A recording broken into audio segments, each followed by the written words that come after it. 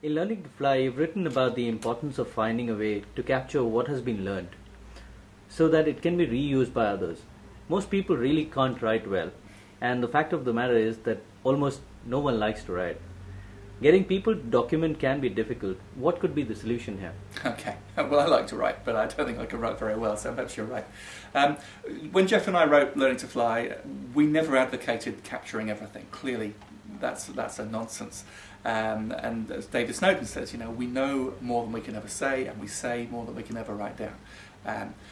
What we did advocate, though, was if there are places where you are building up a volume of learning outputs in the form of stories or lessons or project debrief, there has to be a better way to consolidate that output into some kind of a knowledge product or a knowledge asset that makes it easier for somebody coming to that subject matter cold to navigate their way through, to identify the top 10 learning points, to be able to click through to more detailed content, to find the people who can help them, to be able to take useful documents and reuse those, as well as getting into the nuts and bolts of a lessons learned report. So consolidating learning outputs and content into an asset of some sort, absolutely. But you can't do that for every topic because it takes time and effort and commitment. So what are the requirements here? Focus. What are the topics that really matter, about which it's worth investing the time and effort in consolidating and distilling out the key points? You're right, not everybody does like to write.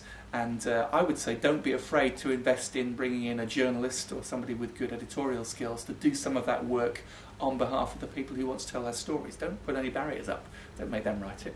Let them tell their story freely and have somebody capture it for them and then play it back to them.